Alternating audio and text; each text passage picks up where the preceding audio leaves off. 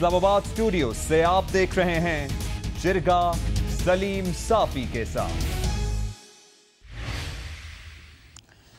बिस्मिल्लाहिर्रहमानिर्रहीम। अस्सलाम वालेकुम नाज़रीन। मोहतरमा आसमा जहांगीर साहबा जिस रोज़ इंतकाल कर गई तो उस दिन जियो न्यूज़ पे अपने तबसरे में मैंने अर्ज़ किया था कि शायद ये कौम बड़ी बदकिस्मत हो गई है कि ऐसे वक्त में कि जब आसमा जहांगीर जैसी निडर ख़ातून की इस कौम को बहुत ज़्यादा ज़रूरत थी तो उन्होंने हमें छोड़ दिया। लेकिन अभी जो सुप्रीम कोर्ट बार एसोसिएशन के इंतखाबात हुए हैं तो उस पे मेरा तबसरा उलट है कि इस दौरान लतीफ़ आफरीदी एडवोकेट जैसे बंदे का सुप्रीम कोर्ट बार एसोसिएशन का सदर बनना वो शायद एक गनीमत साबित होगी इस मुल्क के लिए और इस मुल्क के जमहूरियत पसंद तबक़ात के लिए।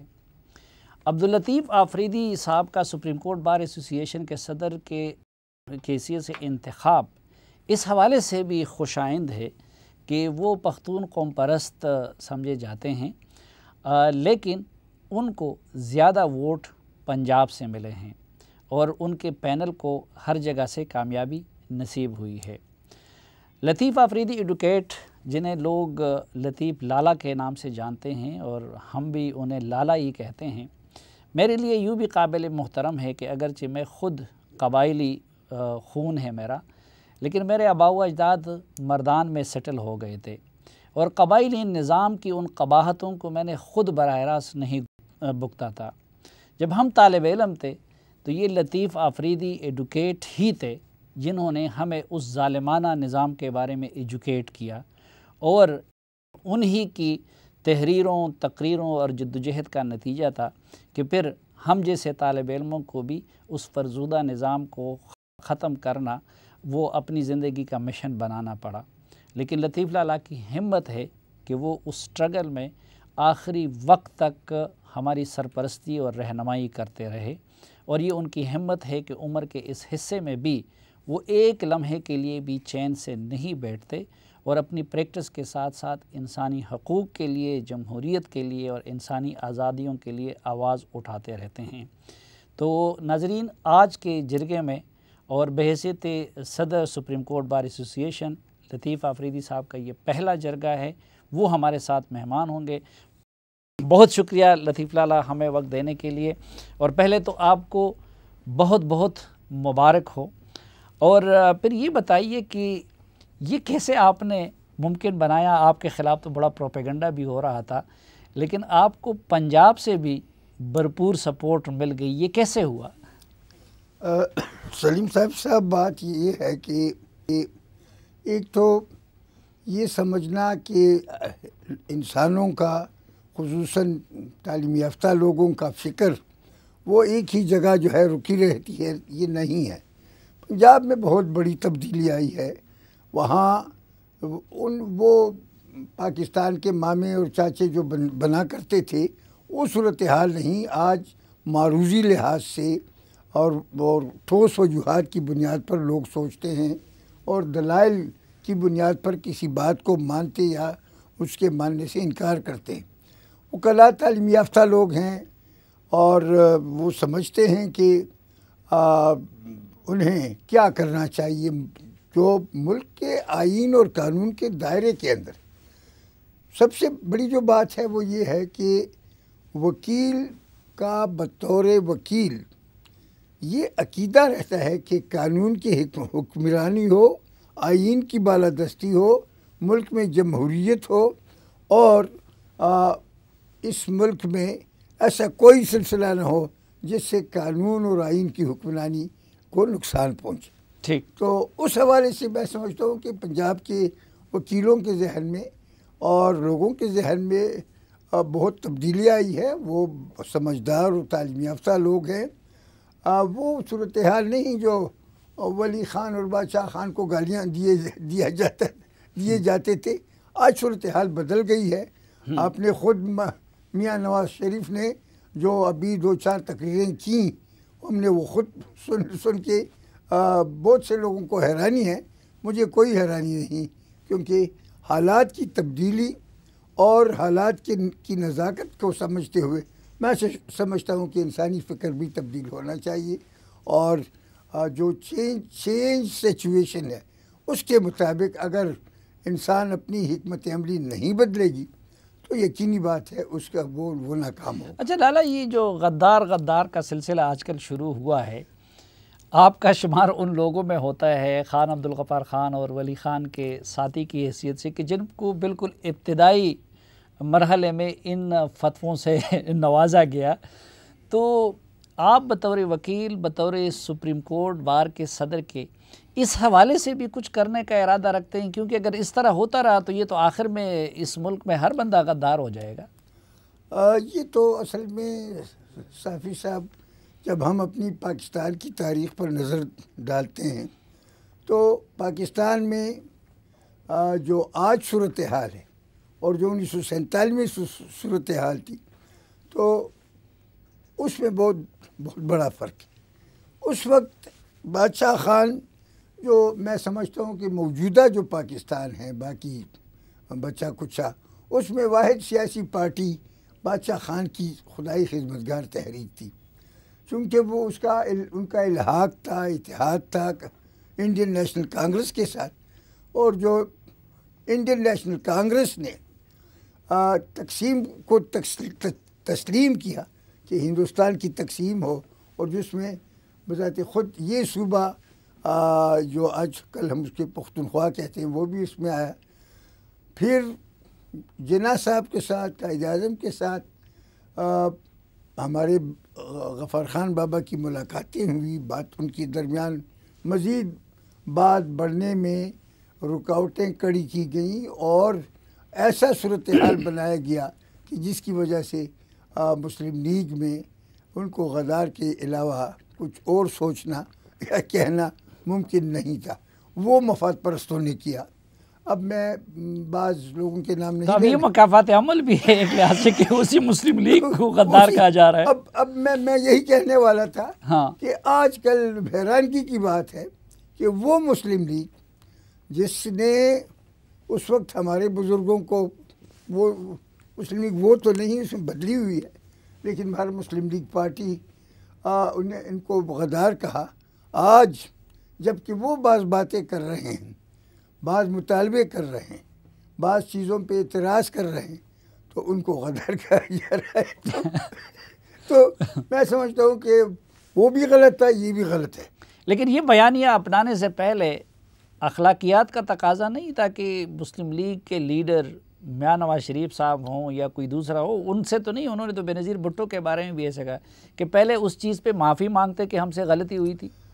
غلطیاں تو یہاں اگر ہم یہ ڈھونڈنا شروع کریں تو صافی صاحب اس قدر زیادہ غلطیاں ہوئی ہیں کہ وہ بے شمار ہیں۔ ہم کس غلطی پہ معافی مانگیں گے؟ تو ہونا تو چاہیے تھا، اور اب بھی ہونا چاہیے جو موجودہ لوگ ہیں کہ جو غلطیاں کی گئی ہیں ان پر قوم سے معافی مانگی جائے، کیونکہ یہ غدار اور یہ وفادار یہ سلسلہ یہ کب کا ختم ہو چکا ہے۔ اب یہ 20ویں 21ویں صدی خوشحالی کا، اقتصادی خوشحالی کی صدی ہے۔ اس میں اس طرف کوشش کرنی چاہیے، تعلیم کی طرف کوشش کرنی چاہیے، لوگوں کے مسائل حل کرنے کی طرف سوچنا چاہیے۔ یہاں تو صرف ایک دوسرے کو گالی گلوچ کے علاوہ اور غدار وفادار کا یہ سلسلہ یہ غلط ہے۔ لیکن لالا، آپ کے ابھی سپریم کورٹ بار ایسوسی ایشن کے صدارت کے انتخابی مہم کے دوران بھی، اس دوران بھی کچھ لوگوں نے یہ ہتھیار آپ کے خلاف استعمال کیا، فتوے بھی لگائے کہ جی وہ فلاں ہیں، ان کے نظریات تو ایسے ہیں۔ ایک تو یہ بتائیے کہ عمر کے اس حصے میں بیماری کے باوجود ایک قبائلی پختون وکیل، آپ نے کیسے یہ ممکن بنایا کہ سب کا آپ کی قیادت پہ اتفاق ہو گیا اور اتباری اکثریت سے آپ جیتے، اور کیا کیا مشکلات سامنے آئیں؟ اس میں تو سب سے بڑی مشکل جو راستے میں کھڑی کی گئی وہ یہی تھی کہ مجھے پاکستان کا مخالف قرار دیا گیا، اور میری ایک تقریر سے آگے پیچھے کاٹ کر وہ حصہ دیا گیا جس میں شاید میں نے کہا تھا کہ اگر ایسا نہیں کیا گیا تو اس کے نتیجے میں اٹک کا پل بھی ختم کیا جا سکتا ہے۔ ہوا یہ کہ یہ سپریم کورٹ کی صدارت کا مسئلہ جو ہے یہ باری باری ہر صوبے کو ملتا ہے. پنجاب کو یا 2 بار یا 2 ٹرمز، ایک ہم نے اسلام آباد اور راولپنڈی کے لیے بھی کیا تو 3، اور باقی صوبوں کے لیے 1 ہے. تو اپنی باری پر میں تھا. چنانچہ لیکن حکومت بھی مخالف تھی، فروغ نسیم صاحب بھی بہت ایکٹیو تھے. فروغ نسیم صاحب نے سب کچھ کیا اور وزیر قانون تھے، اور ہمارا سپریم کورٹ بھی قانون سے وابستہ ہے، اس لیے اس کو یہی میں سمجھتا ہوں کہ وہ جو کچھ غیر قانونی کر سکتا تھا کیا، چونکہ قانون سے متعلق بات تھی. یہاں تو رسم یہی چلی ہے کہ قانونی کام کو رکوانے کے لیے غیر قانونی ہتھ کنڈے استعمال کیے جائیں. تو الطاف حسین صاحب کو نیلسن منڈیلا کہنے والے فروغ نسیم صاحب کے لوگ آپ کو پاکستان مخالف ثابت کرواتے رہے. کوشش کی گئی لیکن لوگوں نے وہ نہیں مانا. لاہور میں دلچسپ بات ہوئی کل کہ ایک سینئر وکیل نے دوسرے وکیل کو کہا کہ تم پاکستان مخالف کے ساتھ کھڑے ہو. اس نے کہا پاکستان میرا ہے، تم اس کے مامے ہو، چاچے ہو، میرا بھی پاکستان ہے. یہ آپ غلط کہہ رہے ہیں. اس کو بڑا ڈانٹ ڈپٹ ملی. تو بات یہ ہے کہ لوگوں کا شعور آگے بڑھ چکا ہے. ان باتوں پہ مزید لوگ نہیں آئیں گے. اگر میاں نواز شریف کو کہتے ہیں یا محمود خان اچکزئی کو کہتے ہیں تو یہ غلط باتیں ہیں. اس کا ورد ختم ہونا چاہیے، ورنہ اس کے جو پہلے بھی نتیجے غلط نکلے ہیں، خواہ وہ بنگال کا مسئلہ ہو، خواہ وہ بلوچوں کا مسئلہ ہو، خواہ وہ غفار خان بابا کے متعلق اپروچ تھا، ان کے نتیجے اچھے نہیں ملے. اب بھی ہونا یہ چاہیے کہ ہر پاکستانی کو عزت اور احترام کی نظر سے دیکھا جائے، ہر پاکستانی کو پاکستان کا وفادار سمجھا جائے، اور ایسے کام کیے جائیں جس کی وجہ سے لوگ پاکستان کے وفادار بن جائیں. لیکن اگر پولیٹیکل لیڈر ایسا کام کرے کہ جس سے دشمن کو فائدہ ہو، مثلا اس روز ایاز صادق صاحب نے جو کہا اس کو جس طرح انڈین میڈیا نے اچھالا، یا نواز شریف صاحب کے بیانات کو دشمن جس طریقے سے استعمال کرتے ہیں، یا اگر آپ اسٹیٹ انسٹیٹیوشن کو ٹارگٹ کرتے ہیں جن کو کانسٹیٹیوشن نے پروٹیکشن دیا ہوا ہے، تو یہ نامناسب بات نہیں ہے؟ نہیں، میرے خیال میں نہ کوئی اسٹیٹ انسٹیٹیوشن تنقید سے بالاتر ہے اور نہ کوئی ایسا تحفظ ان کو دیا گیا ہے. آئین میں ہر ادارے کے لیے ایک دائرہ مقرر ہے، اور جو یہ ادارے جو حلف اٹھاتے ہیں، ان اداروں سے وابستہ لوگ جو حلف اٹھاتے ہیں، وہ حلف یہی ہے کہ ہم آئین اور قانون کی پاسداری رکھیں گے، اس کا تحفظ کریں گے. لیکن عمل ایسا نہیں ہوتا.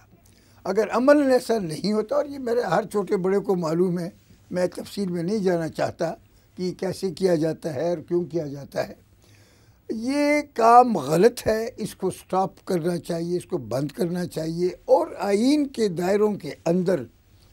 اب مثلا میں صاف سامنے بات کرتا ہوں، ہمارے گورنمنٹ کے مختلف ڈپارٹمنٹس، ان میں ایک وزارت دفاع بھی ہے، وہ ایک ڈپارٹمنٹ، ایک محکمہ ہے. پھر اس کے ایئر فورس، آرمی، نیوی، 3 اس کے حصے ہیں. اب یہ بالکل ہماری آرمی ہے، ہمارا ایئر فورس ہے، ہماری نیوی. ان کا فرض آئین کے مطابق اپنے فرائض پورے کرنے ہیں. ان سے نکل کر میں اپنے لیے بھی اور ملک کے لیے بھی مشکلات پیدا کیے جا سکتے ہیں. میرے پروڈیوسر بار بار ایک فرض نبھا رہے ہیں، مجھے کہہ رہے ہیں کہ بریک لے لیں. تو ایک مختصر سی بریک، واپس آئیں گے، لطیف لالا کے ساتھ گفتگو کا سلسلہ آگے بڑھائیں گے.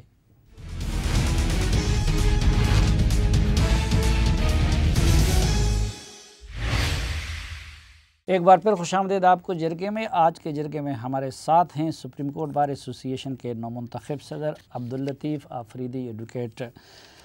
لالا یہ بتائیے کہ اس وقت ویسے تو انتخابی مہم کے دوران ہر طرح کے دعوے کیے جاتے ہیں، تو سپریم کورٹ بار کے صدر کی حیثیت سے آپ کے ارادے کیا ہیں اور اپنے لیے اہداف کیا رکھے ہیں؟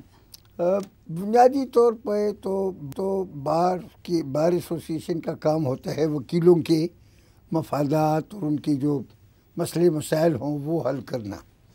تو مثلاً وکیلوں کا ہاؤسنگ کا مسئلہ ہے، وکیلوں کا کاز لسٹ کا ہوتا ہے کہ بھئی کتنے کیسز ہوں، کیسے لگائے جائیں، کب لگائے جائیں، ایمرجنٹ کیسز ہوتے ہیں، اور اس سے ہٹ کے ججوں کا انتخاب بھی وکیلوں کا ایک مسئلہ ہے۔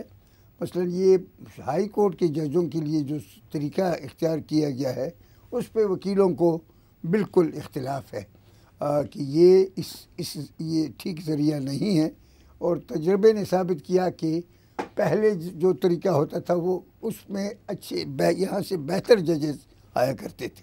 اس کے علاوہ یہ ہے کہ سپریم کورٹ بار ایک ملک کے اعلیٰ پیمانے کا ایک انجمن ہے جو عوامی مسائل سے، جو ملکی مسائل سے خود کو علیحدہ نہیں کر سکتی۔ ملک میں اگر تصادم ہوگا، ملک میں اگر بے چینی ہوگی، کشیدگی ہوگی، تو یقیناً bar association, supreme court bar association اس سے متاثر ہوگی۔ ہم ملک میں جو صورتحال ہے، جو کشیدگی ہے، جو اپوزیشن اور حکومت کے درمیان انتہائی معاندانہ قسم کا تعلق ہے، ہم اس کو اچھا نہیں سمجھتے۔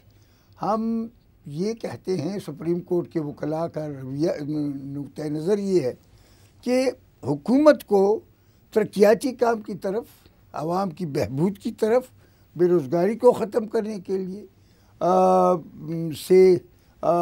تعلیم کو آگے بڑھانے کے لیے، صحت کے لیے مسائل حل کرنا، یہ ان کا کام ہے۔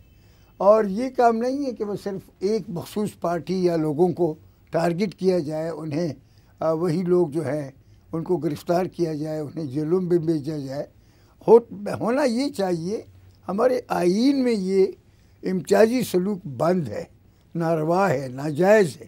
اگر آئین نے کسی چیز کو، امتیازی سلوک کو ناجائز قرار دیا ہے تو سرکاری اختیارات کو غلط استعمال نہیں کرنا چاہیے۔ لیکن لالا، اس میں تو اپوزیشن اس حکومت کو لیجیٹیمیٹ گورنمنٹ ہی نہیں مانتی، اور وہ یہ کہتی ہے کہ ان کو رخصت کر کے دوبارہ انتخابات کرائے جائے۔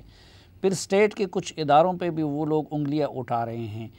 تو اس صورتحال میں کیا supreme court bar, Fawad Chaudhry صاحب اور رانا ثناء اللہ صاحب ایک ٹاک شو میں یہ اتفاق بھی کر چکے کہ جی اگر supreme court bar association dialogue کا اہتمام کرے تو ایسا کچھ کرنے کا ارادہ ہے آپ کا کہ مختلف اداروں کے درمیان وہ جس کی جسٹس کوسا صاحب نے بات کی تھی کہ ایک قومی سطح پہ گرینڈ ڈائیلاگ کیا جائے؟ میں نے اس پہ سوچا ہے، اور لیکن ہوتا یہ ہے کہ جب تک فریقین آپس میں امن قائم کرنے پہ راضی نہ ہوں تو ان کے درمیان راضی نامہ کرنا، کنسنسس پہ ان کو ایگری کروانا اور ایک پوائنٹ پہ لے آنا مشکل ہوتا ہے۔ میں نے سوچا ہے، میں اپنے ساتھیوں سے، ابھی تو خیر آج پہلا دن ہے، میں ان سے مشورہ کروں گا۔ اگر میں سمجھتا ہوں کہ قوم، ملک کے میں جو پارٹیاں ہیں، پولیٹیکل لیڈرشپ ہے، بنیادی طور پر پولیٹیکل لیڈرشپ کا کام یہ ہے کہ وہ ملک کو چلائے۔ اب opposition is government in waiting. آج پی ٹی آئی کی حکومت ہے اپنے اتحادیوں کے ساتھ، اگلے الیکشن میں پی ایم ایل این کی ہو سکتی ہے، پیپلز پارٹی کی ہو سکتی ہے۔ تو ہونا یہ چاہیے کہ جو اپوزیشن کا کام ہے وہ اپوزیشن کرے، جو گورنمنٹ کا کام ہے وہ گورنمنٹ کرے۔ ہمیں قبائلی طرز پہ، پسماندہ طریقے سے، گالی گلوچ کے ذریعے سے اپنے لیڈرشپ کو چور، ڈاکو، بدماش، رذیل، ذلیل، اس قسم کی القاب سے نوازنا میں سمجھتا ہوں بری بات ہے۔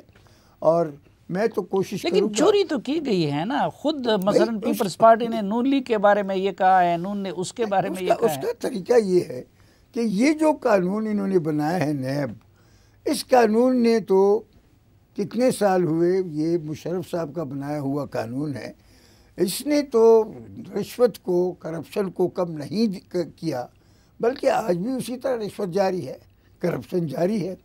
میں محکمے بتا سکتا ہوں کہ کہاں کہاں جاری ہے۔ ہونا یہ چاہیے کہ کنسنسس سے ایسا قانون بنایا جائے جس میں پیپلز پارٹی کا بندہ، مسلم لیگ نون کا بندہ، جے یو آئی کا بندہ، پی ٹی آئی کا بندہ، وہ سب کے لیے ایک ہی طرح کا قانون ہونا چاہیے۔ اس میں امتیاز نہیں ہونا چاہیے کہ میں برسر اقتدار ہوں تو میں پی ٹی آئی کو سزا دوں گا، ان کو مفلوج کروں گا، میں کسی دوسرے کو کروں گا، یہ تو دشمنی اور قبائلیت کا شکل ہے۔ لیکن وہ کہتے ہیں کہ نیب تو خود مختار ادارہ ہے قانونی لحاظ سے، آپ نہیں سمجھتے کہ وہ آزاد ادارہ ہے؟ نہیں، بالکل غلط ہے، کوئی ایسی آزاد ادارہ نہیں ہوتا۔ ہمیں بصد احترام جسٹس جاوید اقبال صاحب کو بھی ہم جانتے ہیں، اور اس کے جو کارندے ہیں نیچے جو سٹاف ہے ان کو بھی جانتے ہیں۔ یہ بین الاقوامی اوپینین ہے، پاکستان کے اندر بھی یہ رائے ہے کہ نیب ایک امتیازی سلوک کر رہا ہے۔ ہماری گزارش یہ ہے کہ امتیازی سلوک ختم ہونی چاہیے۔ اچھا لالا، اس میں ایک تو ظاہری بات ہے کہ اس وقت جو حکومت اور اپوزیشن کے جو تعلقات ہے اس میں تو امکان نظر نہیں آتا کہ پارلیمنٹ کے اندر نیب کے قانون کے سقم کو دور کرنے کے لیے قانون سازی کی جائے۔ سپریم کورٹ کے معزز جج صاحبان بار بار نیب کے بارے میں، نیب کے فیصلوں کے بارے میں ریمارکس دے چکے ہیں، مایوسی کا اظہار کر چکے ہیں، اس کے فیصلوں کو غلط اور ظلم قرار دے چکے ہیں۔ تو کیا آپ لوگ ایسا نہیں کرنا چاہیں گے، یا یہ اچھا نہیں ہوگا کہ سپریم کورٹ بار ہی نیب کے قانون اور اس کے طریقہ کار کو سپریم کورٹ میں لے جائے؟ سپریم کورٹ میں لے جا کرنا ایک تو یہ ہے کہ کام یہ سپریم کورٹ کا کام نہیں۔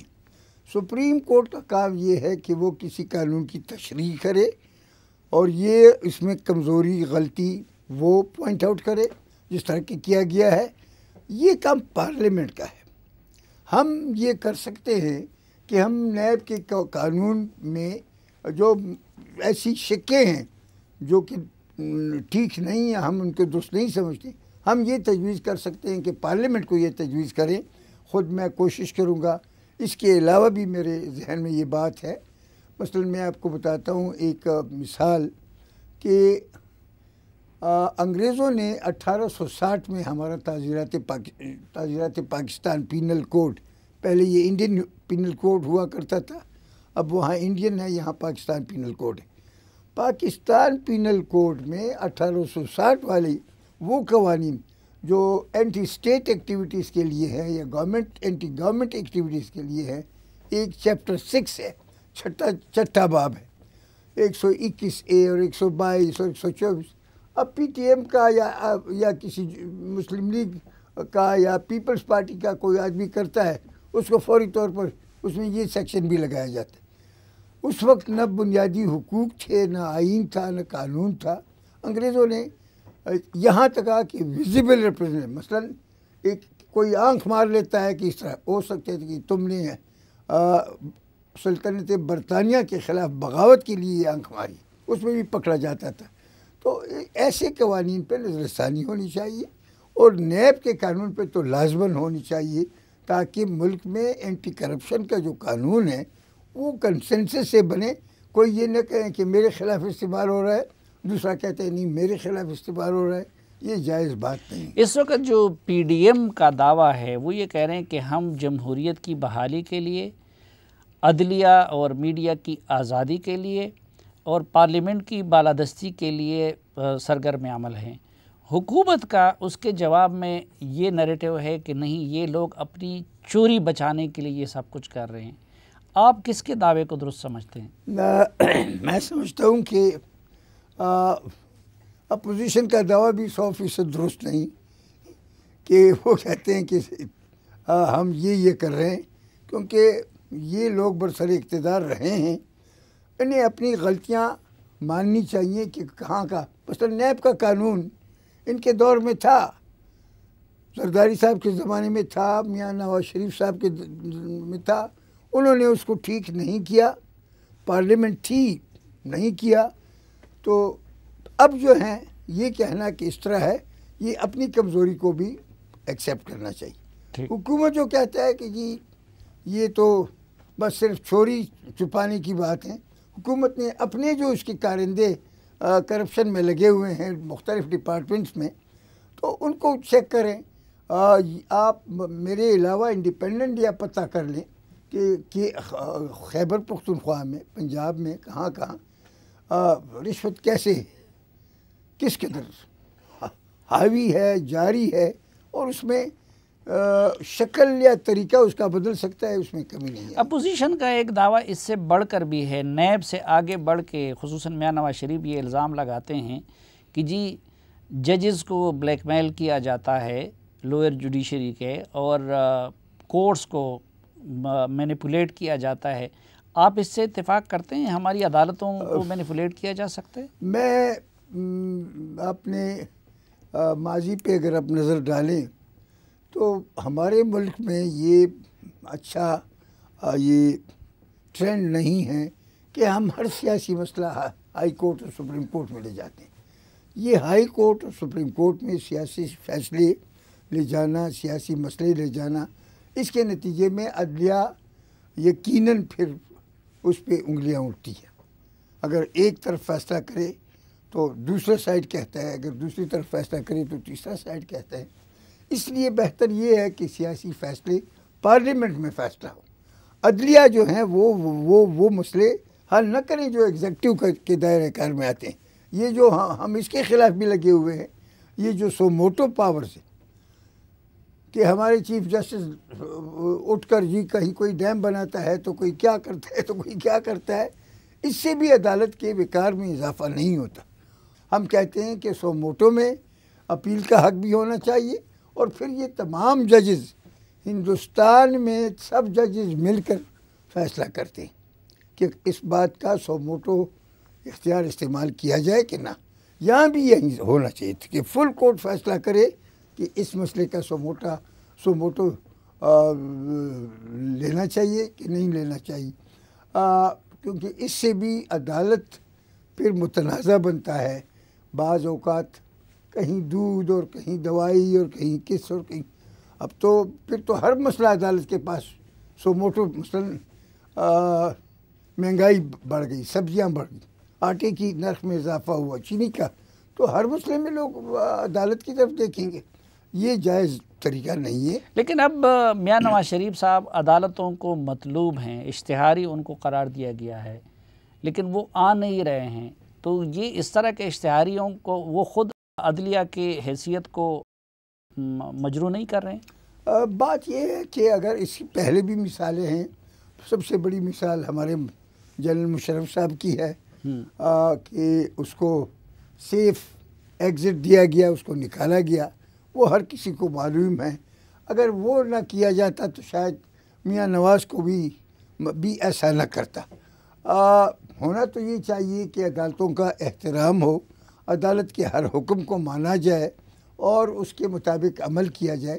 لیکن اس سے پہلے بھی ہمارے ہاں بدقسمتی یہ ہے کہ فوجی ڈکٹیٹرشپ تقریباً 33-34 سال ڈائریکٹ رہا ہے، انڈائریکٹ کو چھوڑ کر انہوں نے تو لوگوں کو ملک سے باہر بھگایا ہے، اور وہ یا لوگ بھاگے ہیں یا جان بچا کے نکلے ہیں۔ تو اگر اس قسم کے سلسلے شروع سے نہ ہوتے تو شاید میاں نواز بھی ایسا نہ کرتا، کوئی اور بھی، مشرف صاحب بھی ایسا نہ کرتے۔ لیکن چونکہ روایتیں اچھی قائم نہیں کی ہوئی ہیں تو لازمی بات ہے، جان بچانے کی بات ہے۔ اور جب میاں نواز صاحب اور ان کی پارٹی سمجھتی ہے کہ یہ جو ان کو سزا دی گئی ہے اور اس کے خلاف جو کچھ کیا جا رہا ہے یہ امتیازی سلوک ہے، یہ بالکل ایک خاص نقطہ نظر سے کیا جا رہا ہے، تو یقینی بات ہے وہ اس کے خلاف، اس کا عدالتی احکام کی خلاف ورزی بھی کریں گے اور اس کا بجاوری نہیں کریں گے۔ یہ جو اینٹی ٹیررزم کورٹ سے عمران خان صاحب بری ہو گئے، پیش ہوئے بغیر، آپ کیا سمجھتے ہیں انصاف کے تقاضے پورے ہوئے ہیں؟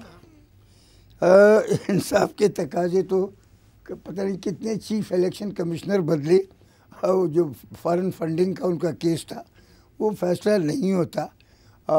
چیف الیکشن کمشنر بہت معزز شخص ہوتا ہے، با اختیار شخص ہوتا ہے۔ اسی طرح اگر ان کا کیس ہے تو اگر وہ فیصلہ ہو گیا تو وزیر اعظم کا پاکستان میں ہم یہ نہیں سوچ سکتے کہ اس کو سزا ملے گی۔ ناظرین ایک مختصر سی بریک، واپس آئیں گے تو لطیف لالا کے ساتھ گفتگو کو کنٹینیو کریں گے۔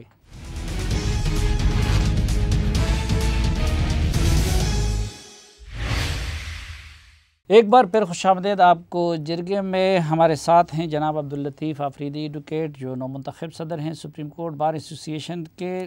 لالا یہ جو ایک معاملہ پینڈنگ پڑا ہوا ہے، کیا موقف ہوگا آپ کا جسٹس فائز عیسیٰ کے معاملے پہ؟ میں سمجھتا ہوں جسٹس فائز عیسیٰ ایک تو خاندانی پس منظر سے اگر دیکھا جائے تو ان کے والد قائد اعظم کے ذاتی دوست تھے.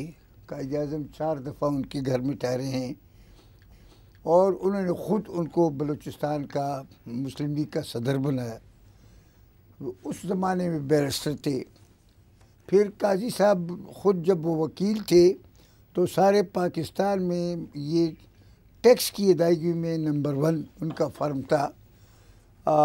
تیسری بات یہ کہ قاضی صاحب بطور جج ایک انتہائی انڈیپینڈنٹ جج ہے اور آج کل کوئی یہ نہیں کہہ سکتا کہ اس نے یا ادھر یا ادھر یا یہ یا وہ ایسی قسم کی بات کی ہے. میں سمجھتا ہوں with due respect to supreme court اس کے بعد کہ اس کا یہ مسئلہ ان کے FBR کے پاس بھیج دیں، میں سمجھتا ہوں وہ مناسب بات نہیں تھی، نہیں کرنا چاہیے تھا. بہرحال وہ بھی انہوں نے بھی کچھ فیصلہ کیا اس میں، وہ سلسلہ جاری ہے.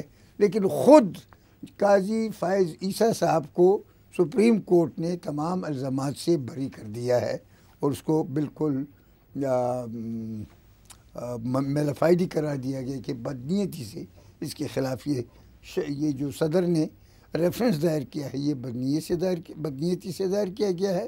ہونا تو یہ چاہیے کہ سپریم کورٹ کے 10 جج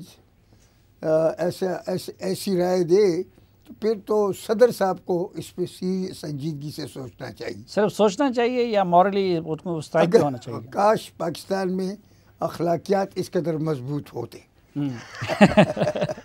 اچھا لالا، ایک معاملہ جو آپ کے دل کے بھی بہت قریب ہے اور آپ نے اس کے لیے بڑی اسٹرگل بھی کی ہے اور میرے دل کے بھی بڑا قریب ہے، یہ جو فاٹا کا مرجر ہوا خیبر پختونخوا کے ساتھ، اب کچھ لوگ اس کو بھی سپریم کورٹ میں لے گئے ہیں اور وہ یہ کہتے ہیں کہ جی یہ معاملہ جو کچھ ہوا ہے یہ آئین کو اس میں وائلیٹ کیا گیا ہے. اس پہ آپ کی کیا رائے ہیں؟ اور کچھ لوگ کہتے ہیں کہ جی دیکھیں اس کا تو فائدہ نہیں ہوا اور الٹا نقصان ہو رہا ہے. سلیم صاحب بات یہ ہے کہ میرا خود اس علاقے سے تعلق ہے. وہاں پہلی بار سڑک اب بن گئی ہے، باقی وہاں اسکول نہیں، ہسپتال نہیں، ٹیلی فون نہیں، کچھ بھی نہیں. اب چلتا جائے گا. ترقیاتی کام پاکستان میں لٹریسی ریٹ یا شرح تعلیم جو ہے وہ 50% کے قریب ہے. وہاں میرے خیال میں ابھی 20% کے لگ بھگ ہے. فیمیل لٹریسی ریٹ یا عورتوں کا جو تعلیم کا شرح ہے وہ میرے خیال میں 2-2.5% ہے. تو اس حالت کو اگر 100 سال اور بھی گزرتے تو یہ قبائلی علاقہ نے ختم ہونا تھا اور اس نے اس صوبے کا حصہ بننا تھا یا نیا صوبہ بننا تھا. نیا صوبہ تو میرے خیال میں فیزیبل نہیں ہے، مناسب نہیں ہے. تو میرے خیال میں اچھا کیا گیا، لیکن افسوس کی بات یہ ہے کہ جو کمیٹی سرتاج عزیز کمیٹی تھی انہوں نے جو کچھ کیا تھا نہ وہ پیسہ دیا جا رہا ہے، نہ اس کے لیے کیپیسٹی بلڈنگ کے اس پیسے کو لگایا جائے.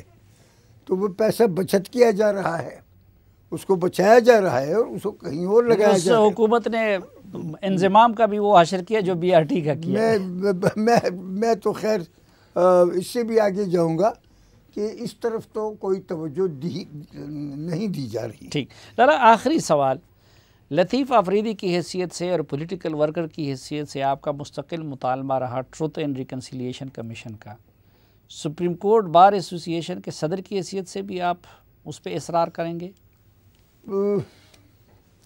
اصل میں تو یہ مطالبہ تو خیر کچھ دوسرے لوگوں نے کیا ہے. بہرحال میں بھی اس کی تائید کرتا ہوں، لیکن پاکستان میں جو کچھ کیا گیا ہے اور جن لوگوں نے کیا ہے 72-73 سال بعد بھی ہم اس بات کے لیے تیار نہیں ہیں کہ انہوں نے جو غلطیاں کی ہیں اس کو غلطی ہم کہیں. تو اگر ہو جائے اور 14 اگست سے لے کر آج تک یہ کام کیا جائے کہ غلط کو غلط اور ٹھیک کو درست کہا جائے، اور جب تک کہ اس ملک میں اخلاقیات نہ ہوں، کردار پیدا نہ ہوں، جب تک ہم سچ کو سچ اور جھوٹ کو جھوٹ نہ کہیں گے، غلط کو غلط اور صحیح کو صحیح نہیں کہیں گے، یہ ایک بڑا کویشچن ہے، قومی سوال ہے ہماری لیڈرز کے لیے کہ پاکستان میں پانچ کروڑ مسجدیں ہیں، وہاں الحمدللہ 5 اوقات نمازیں پڑھی جاتی ہیں، مدرسوں میں بھی مدرسے بھی ہیں، یونیورسٹیاں ہیں، کالج ہیں، ہر جگہ، لیکن کرپشن، جھوٹ، بددیانتی، فراڈ، چیٹنگ یہ روز بروز بڑھتا جا رہا ہے۔ اس کو چیک کرنے کے لیے کچھ نہیں کیا گیا، اس کا سیریسلی نوٹس لینا چاہیے، اور کچھ نہ کچھ ضرور جو ہے عملی اقدامات اٹھانے کی ضرورت ہے، جس میں یہ ٹروتھ اینڈ ریکنسیلیشن کمیشن ایک قدم ہو سکتا ہے۔ بہت شکریہ جناب عبداللطیف آفریدی صاحب ہمیں وقت دینے اور ہم سے بات کرنے کے لیے۔ پھر آپ کو مبارک ہو، ہماری دعا ہے کہ اللہ تعالیٰ آپ کو لمبی زندگی دے اور کامیابیوں سے نوازے۔ ناظرین، اس امید کے ساتھ کہ پروگرام سے متعلق اپنی رائے سے آپ ہمیں آگاہ کرتے رہیں گے، آج کے اس خصوصی جرگے سے اجازت چاہتا ہوں۔ اللہ حافظ۔